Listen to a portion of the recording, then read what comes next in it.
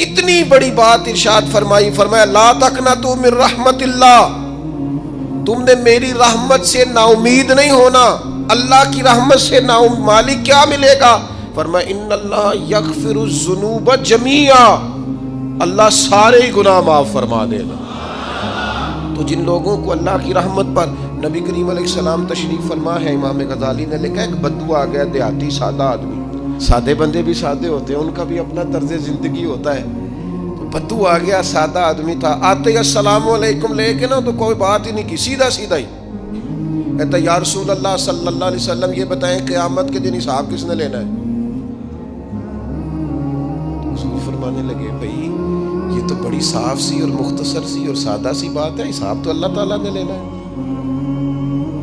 اب اس نے جو لفظ کہے اللہ کے حبیب کی آنکھوں میں آنسو آ گئے، کہنے لگے اگر اللہ نے حساب لینا ہے پھر انشاءاللہ کرم ہی ہوگا۔ تو حضور فرمانے لگے تمہیں یہ امید کس طرح ہے؟ تو عرض کرنے لگے یا رسول اللہ کریم جب غالب آتا ہے تو معاف ہی کرتا ہے، جب کریم کا غلبہ ہوتا ہے نا، کریم بندہ جب کسی پہ قبضہ کر لے تو پھر معاف کرتا ہے، تو اللہ تو سب سے بڑا مہربان ہے۔ وہ بات کی اور اگلا جملہ ہی کوئی نہیں کہا، وہ چلے گئے۔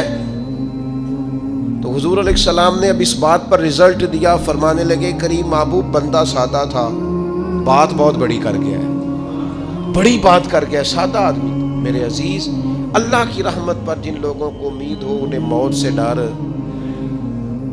اور پھر جن کو محبوب کی ملاقات کا شوق ہو نا، ہم نے جان دے دی وعدہ دیدار پر، ہم سے وعدہ کیا گیا تھا کہ تم مرو گے نا تو تمہیں دیدار ملے گا، تو ہم نے جان ہی دے دی وعدہ دیدار پر، جان ہی دے دی وعدہ دیدار پر۔ اور پھر فرماتے ہیں نقد اپنا دام ہو ہی جائے گا، فرماتے ہیں ہم نے جان دی ہے اس وعدے پر کہ وہ ملے گا، تو امید ہے کہ یہ سودا ادھار نہیں، جیسے ہی قبر میں جائیں گے سامنے حضور کی زیارت نصیب ہو جائے گی۔ اس لیے لحد میں بھی عشق رخ شاہ کا داغ لے کے چلے، اندھیری رات سنی تھی سو چراغ لے کے چلے۔ یہ حدیث آپ نے بھولنی نہیں، یہ تنہائیوں میں یاد رکھنے کی روایت ہے، یہ تنہائیوں میں پڑھنے کی روایت ہے۔ یہ اپنے ذوق کو تازہ، جو لوگ کہتے ہیں نا وجد سرور کیف میں جانا چاہتا ہوں، وہ مشکات شریف کی اس حدیث کو دیکھے۔ اللہ کے حبیب علیہ السلام نے فرمایا لوگوں میں تمہیں بتاؤں قیامت کے دن اللہ تعالیٰ بندوں سے پہلا سوال کیا فرمائیں گے اور بندے اس کا جواب کیا دیں گے؟ یا رسول اللہ کرم فرمائیے، بتائیے۔ تو کریم فرمانے لگے اللہ تعالیٰ قیامت کے دن بندوں سے سب سے پہلا سوال، اگرچہ بعض اور احادیث میں اور سوالات بھی آئے ہیں قیامت میں جو سب سے پہلے ہوں گے، لیکن اس حدیث میں یہ والا سوال حضور نے بیان فرمایا۔ حضور فرمانے لگے اللہ قیامت کے دن اپنے بندوں سے سب سے پہلا سوال یہ فرمائے گا کیا تم میری ملاقات کو پسند کرتے تھے؟ اوئے ہوئے ہوئے، کیا تمہارا ملنے کو جی چاہتا تھا؟ کبھی اے حقیقت منتظر نظر آ نہ لباس مجاز۔ اقبال کہتے ہیں تیرے کرم اتنے ہیں دل کرتا ہے تجھے دیکھیں، کبھی کبھی اے حقیقت منتظر نظر آ نہ لباس مجاز میں، لاکھوں سجدے تڑپ رہے ہیں میری جبین نیاز میں، تمہارا دل کرتا تھا مجھ سے ملنے کو؟ حضور فرماتے بندے عرض کریں گے مالک بڑا دل کرتا تھا۔ تو پھر اللہ فرمائیں گے یہ گفتگو کی معنویت تو دیکھو یار، اس کا حسن تو دیکھو۔ اللہ پھر پوچھیں گے کیوں دل کرتا تھا تمہارا؟ دل کرتا تھا تو کیوں کرتا تھا؟ عرض کریں گے مالک اس لیے کہ ہمیں امید تھی کہ تو معاف بھی کر دے گا، رحمت بھی فرمائے گا، اس معافی کی امید پر دل کرتا تھا تو ملے۔ حضور فرماتے ہیں پھر رب فرمائے گا مجھ پر واجب ہے، میں نے اپنے کرم سے واجب کر لیا ہے کہ آج تمہیں جنت عطا کروں گا۔ یہ جو ملاقات ہے نا، ملاقات کہ وہ ملیں گے، ان سے ملاقات ہوگی۔ عمر بیت گئی نا نام جپتے، عمر بیت گئی نا تذکرہ کرتے، ہم سے بھی لوگ پوچھتے ہیں کیا کمائی کی، کیا زندگی میں حاصل کیا، تو ہم کہتے ہیں شرق سے غرب تک ملک کے ایک کونے سے لے کر دوسرے کونے تک مدینے والے کی بات کی، حضور کا ذکر کیا ہے۔ نبی پاک کے میں اپنی حیاتی تو قربان تھی، وہاں ساری محمد محمد پکیندے گزر گئی ساری۔ یہ اعزاز ہے، یہ کرم ہے۔ اب کیا ہوتا ہے، گناہگار لوگ ہیں، اتنا بڑا دعویٰ تو نہیں کر سکتے، لیکن دل تو چاہتا ہے نا کہ چلو جس کا نام لیا ہے اس کی کبھی زیارت بھی ہو، کبھی ملاقات بھی ہو، کبھی نظر کرم بھی ہو۔ کسی نے اپنے محبوب سے کہا تھا کہ ذرا ایک نظر مجھ پہ بھی کیجئے، تو قریب بیٹھے ایک شخص نے کہا یار تو نے بڑا دعویٰ کیا ہے، جو محبوب ہوتے ہیں ان کو تکلیف نہیں دی جاتی، تو کہتا ہے پورا چہرہ ہی تیری طرف پھیرے۔ تو پھر اس نے اس درویش سے پوچھا کہ میں بھلا پھر کیا کروں، میرا دل تو میرا بھی کرتا ہے نا۔ چلو یہ تو آپ کی بات ٹھیک ہے کہ اب میں محبوب سے کہوں کہ اتنی تکلیف کرے کہ میری طرف پورا رخ پھیرے تو ٹھیک نہیں، تو پھر بتائیں میں کیا کروں؟ تو اس نے کہا ان راہوں میں کھڑا ہو جا جن راہوں کی طرف وہ کریم دیکھتا ہے۔ چلو اسی با کردار کو دیکھتے دیکھتے بیچ میں تیرے اوپر بھی نظر، مجھ پہ محشر میں نصیر ان کی نظر پڑ ہی گئی، مجھ پہ محشر میں نصیر ان کی نظر۔ اوئے ہوئے، اللہ کرے آپ کو بھی وہ لطف آئے جو مجھے آ رہا۔ کہتے مجھ پہ محشر میں نصیر ان کی نظر، یہ انتہائی عاجزی ہے کہنے والے کی۔ اس نے بالکل اپنے آپ کو ختم کر کے کہا کہ میں قابل تو نہیں تھا، اور میں پھر تکلیف دیتا کہ میری طرف دیکھیں، اسپیشل میرے لیے وقت نکالیں۔ پر کرم یہ ہوا کہ مجھ پہ محشر میں نصیر ان کی نظر پڑ ہی گئی۔ کہنے والے اسے کہتے ہیں خدا کا کرنا، کہنے والے اسے کہتے ہیں خدا کا کرنا۔ اللہ نے کیا کہ نظر مجھ پر پڑ ہی گئی، اور جب پھر پڑ گئی تو تیری ایک نظر کا کمال ہے اور میری زندگی کا سوال ہے۔ بس جب پڑ گئی تو سو پھر پڑ گئی۔ موت سے وہ بندہ کبھی نہیں ڈرتا جسے ملاقات کا شوق ہو۔ ملنا چاہے داتا علی اجویری سے اور موت سے ڈرے، ملنا چاہے حضرت غوث پاک جیلانی سے اور پھر موت سے ڈرے۔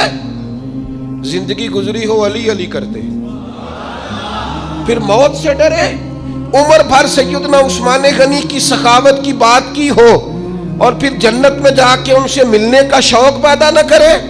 ساری زندگی سیدنا فاروق کا عدل بیان کیا ہو، ساری زندگی ان کے انصاف کا تذکرہ کیا ہو، پوری امت کو بتایا ہو کہ اگر جینا چاہتے ہو تو عمر کے رستوں پر چلو، اور پھر یہ موت سے ڈرے اور مر کے جناب فاروق اعظم کی زیارت کو پسند نہ کرے۔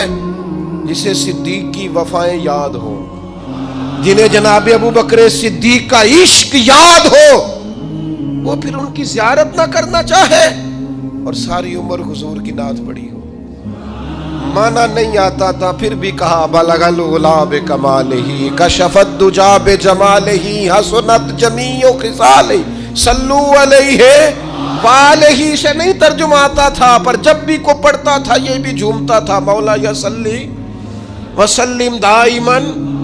میں آپ کو بتاتا ہوں، توتلا آدمی، توتلا اور دیوانہ مجذوب بیچارہ، سمجھ نہیں، توتلا بولنا بھی ٹھیک نہیں آتا۔ مجھے نماز کا سلام پھرا تو وہ جلدی آ گئے، وہ ایک مجذوب آدمی تھے، سادے تھے، تو سلام لی تو کہنے لگے میں گل کرنی سی۔ تو میں نے ان سے کہا کہ تھوڑی دیر کے بعد ملتے ہیں۔ سادہ آدمی ہے، اللہ مجھے معاف کرے، میں کوئی نقل تو نہیں ان کی اتار سکتا۔ اس زبان کو ہم توتلی نہیں کہتے، ہم اس زبان کو بلالی زبان کہتے ہیں۔ یہ بڑی خوبصورت زبان ہوتی ہے۔ یہ جو توتلے لب و لہجے ہوتے ہیں نا، وہ جب بچہ پوری طور پہ اماں نہیں کہہ سکتا، توتلا ہوتا ہے، تو کوئی مزہ آتا ہے اماں کو اماں کہلوانے میں۔ جب وہ پوری طور پر باپ کو بابا نہیں کہہ سکتا اور توتلا ہوتا ہے تو کوئی مزہ آتا ہے کہنے میں۔ وہ جب دادی نانی دادا کہتا ہے تو دادے کا دل کرتا ہے یہ 100 بار کہے، چونکہ اسے کہنا نہیں نہ آتا، لیکن اس توتلاہٹ میں جو اس کو لطف آتا ہے۔ مجھے بڑے لوگ آ کے شعر سناتے ہیں، میں نے بڑے خوشگلو نعت خوانوں سے زندگی میں سنا ہے۔ وہ صاحب میرے پاس آئے اور میں نے کہا بعد میں ملیں گے، تو سادہ آدمی ہے، مجذوب ہے، پورا شعور نہیں رکھتا۔ مجھے کہنے لگا مصطفیٰ جان رحمت کے بعد، مصطفیٰ جان رحمت پہ لاکھوں سلام کے بعد، یعنی معنی یہ تھا کہ سلام کے بعد۔ تو اب بڑے بڑے سریلے بندوں سے بھی بندہ سنتا ہے میرا دل کرے، اور میں نے جان بوجھ کے ان سے کہا اے دوبارہ کیا جائے ذرا، کیونکہ توتلے تھے نا. میں نے کہا تو کہنے لگے مصطفیٰ جان رحمت پہ لاکھوں سلام کے بعد او میرے عزیز یاد رکھو ساری زندگی حضور کی نعتیں پڑھی، نبی پاک کے تذکرے سنے، اب موت سے ڈر جائیں؟ حالانکہ موت تو ایک پل ہے، پل سے گزریں گے تو سامنے اللہ کا دیدار بھی ہوگا، مدینے والے کی زیارت بھی نصیب ہوگی.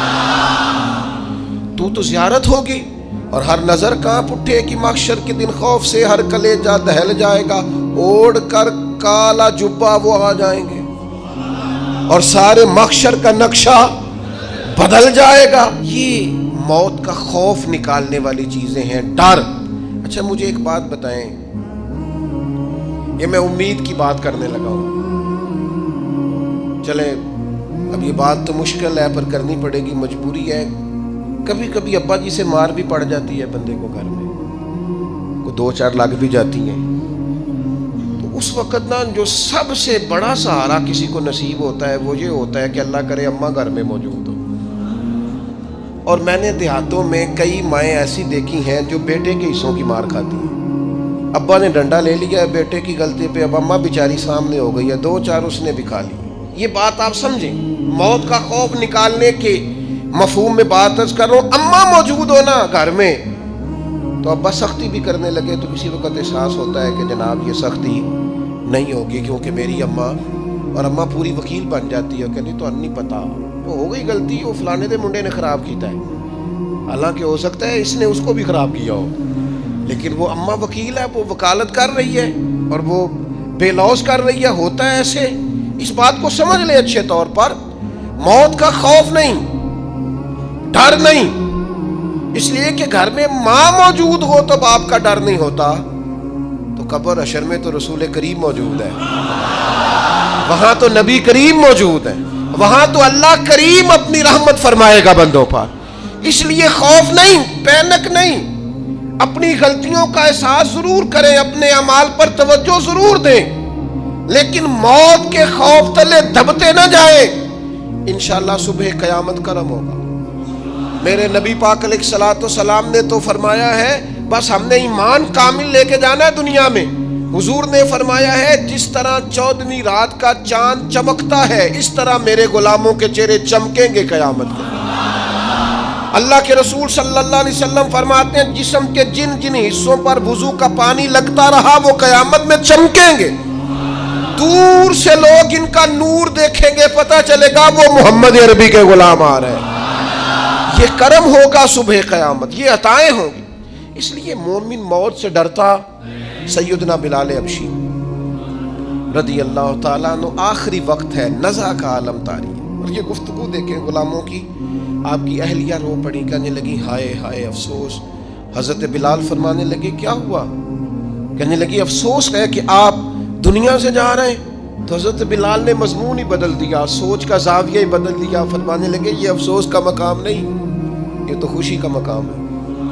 اس لیے کہ میری آج آنکھیں بند ہوں گی، قبر میں کھلیں گی، مدینے والے محبوب سے بھی ملوں گا، حضور کے غلاموں سے بھی ملوں گا صلی اللہ تعالی علیہ وسلم. تو موت تو مقام مسرت ہے، اور اگر یہ مل جائے زندگی میں. ایک بدو ایمان لے آئے، ابن ماجہ میں موجود ہے. حضرت ابو ہریرہ رضی اللہ تعالیٰ عنہ حدیث کے راوی ہیں، فرماتے ہیں ایک بدو ایمان لائے اور انہوں نے حضور علیہ السلام کے ساتھ ہجرت بھی کی. ابن ماجہ میں موجود ہے. تو نبی پاک علیہ السلام نے نا انہیں ایک صحابی کے ساتھ کر دیا. اب ان کے کام کاج میں مصروف ہو گئے ان کے ساتھ. تو حضور علیہ السلام نے نا ایک جگہ سے مال غنیمت آیا. تو طریقہ مبارکہ یہ تھا کہ مال غنیمت میں سب کو حصہ دیا جاتا تھا. اگرچہ وہ جہاد پہ نہیں گئے لیکن حضور نے انہیں بھی حصہ دیا. تو وہ صحابی تو رو پڑے. عرض کرنے لگے حضور میں اس کے لیے تو ایمان نہیں لایا تھا. حضور نے فرمایا پھر بتائیے. گرچہ حضور جانتے ہیں کس لیے لائے تھے. عرض کی حضور میں تو اس لیے ایمان لایا تھا کہ میں رب کی راہ میں لڑوں گا اور میں اپنی جان پیش کروں گا. میں شہادت کے لیے ایمان لایا تھا، مجھے یہ مال دولت نہیں چاہیے. تھوڑی ہی دیر گزری کہ ایک اور مارکے کا اعلان ہو گیا، جنگ کا اعلان ہو گیا. حضور نے فرمایا چلو. وہ گئے اور چند ہی لمحے گزرے کہ وہ میدان میں اترے اور پھر شہید ہو گئے.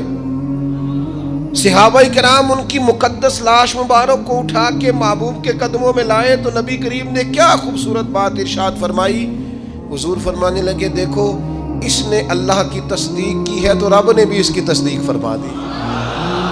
اور پھر یہ دو جملے محبوب کہتے کہتے اٹھے اور پھر حضور نے اپنا جبہ مبارک اتارا اور اتار کے فرمایا اس بندے کو نہ اس جبے میں کفن دے دو, اس میں اسے کفن دو, اس لیے کہ تو شہادت کے لیے ایمان لایا, موت کی آنکھوں میں آنکھیں ڈال کے جیا, اپنی زندگی کمزور نہ گزاری. مسلمانوں پہ کافر کا رعب طاری ہو گیا ہے.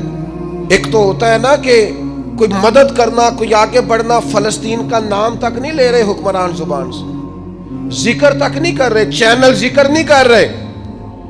اتنا رعب, اتنا کفر کا خوف, صرف اس لیے کہ ہمیں موت کا ڈر ہے. مر جائیں گے تو بستر پہ نہیں مریں گے, بیماریوں سے نہیں مر جاتے لوگ. خدا کے بندو اپنی زندگی میں اتنا خوف اگر موت کا پیدا کر لو گے. حضرت سعید ابن جبیر رضی اللہ تعالیٰ عنہ بہت بڑے فقیہ تھے. حجاج بن یوسف نے بلایا اور کہنے لگا میں تمہیں موت دینے لگا ہوں, مار دوں گا تمہیں. بڑا ظالم آدمی تھا, بڑے لوگ اس نے قتل کیے تھے. حضرت سعید رضی اللہ تعالیٰ عنہ مسکرا پڑے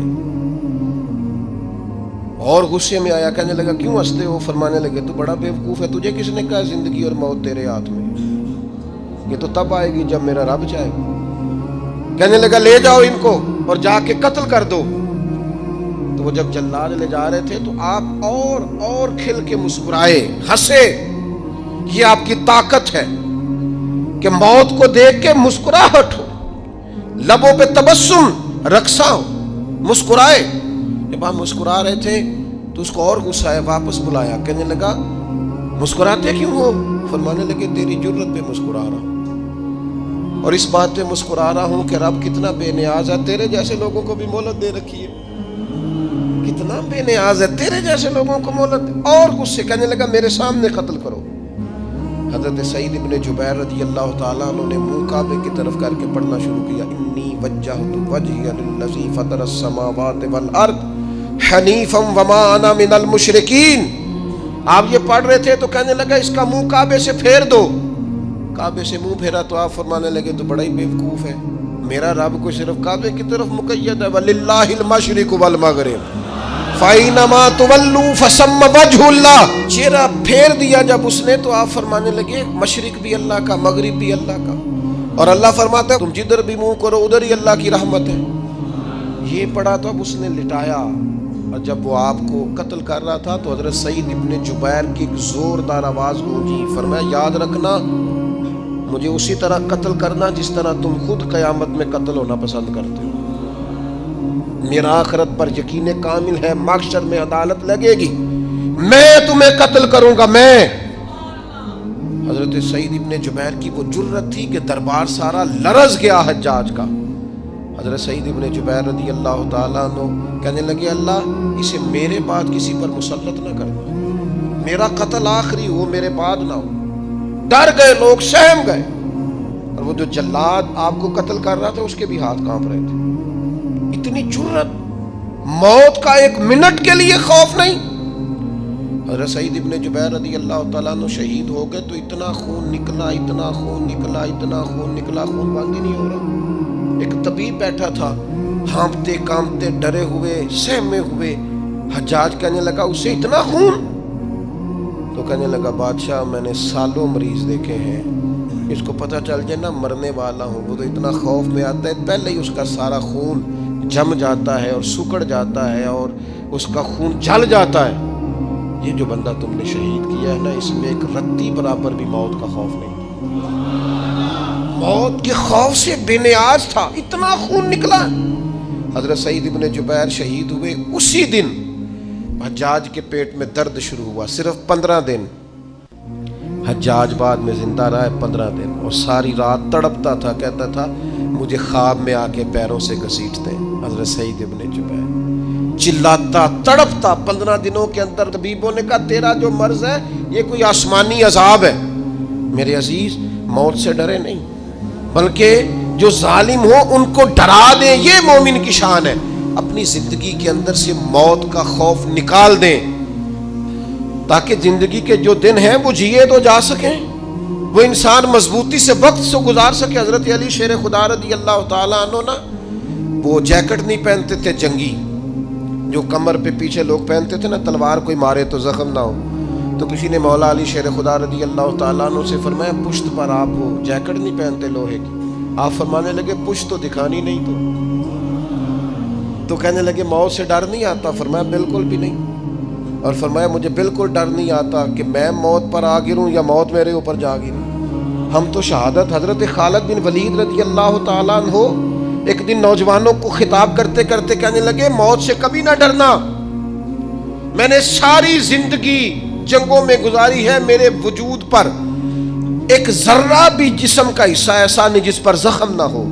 اور جو کہتے کہتے رو پڑے، فرمانے لگے یہ بات کرتے کرتے رو پڑے، فرمانے لگے دیکھ لو زندگی ساری میدانوں میں گزاری ہے، لیکن شہادت اللہ تعالیٰ نے میرے لیے وہاں نہیں لکھی تھی، یہاں اللہ تعالیٰ نے اپنی رحمت کے لیے موت میرے لیے لکھی تھی۔ تو یہ تو اللہ کا کرم ہے۔ قریب ایک بزرگ صحابی اور بیٹھے تھے، فرمانے لگے آپ کی نیت شہادت کی تھی، انشاءاللہ آپ قیامت میں شہیدوں میں ہی کھڑے کیے جائیں گے۔ تو میرے عزیز خوف نہیں موت کا۔ آخر میں 2-3 گزارشات عرض کرنی ہے۔ ایک تو میری آپ سے گزارش ہے، جنہوں نے ابھی تک قرآن مجید کی تلاوت شروع نہیں کی، وہ ابھی سے آج سے 10 منٹ ٹائم ہو تو مسجد میں بیٹھ کے ایک رکوع پڑھ کے جائیں، قرآن مجید نہیں چھوڑنا۔ رمضان کا تعارف یہ ہے کہ شہر رمضان الذی انزل فیہ القرآن، تو قرآن مجید سے دلچسپی۔ دوسری میری گزارش ہے راشن بانٹنے والوں سے بھی کہ مہربانی کریں لائنوں میں لگانا چھوڑ دیں، اور لینے والوں سے بھی میری عرض ہے کہ اللہ تعالیٰ سارا سال عطا کرتا ہے، 3-4 ہزار کے لیے کیوں اپنے آپ کو آپ تکلیف میں ڈالتے ہیں؟ سارا سال اللہ دیتا ہے۔ اور پھر میری آپ سے یہ بھی اپیل ہوگی کہ طبیعتوں میں حلم پیدا کریں، بردباری پیدا کریں، یہ بڑی ضروری چیز ہے۔ مثبت سوچیں لائیں، روزہ ہماری تربیت کرتا ہے۔ اور پھر آپ سے یہ بھی اپیل کروں گا رمضان شریف کی مقدس گھڑیوں میں صرف اپنے لیے نہیں سوچے، امت کے لیے سوچیں، بالخصوص فلسطین کے مسلمانوں کے لیے کم از کم دعا مومن کا ہتھیار ہے، وہ تو جم کے کریں اللہ کے حضور۔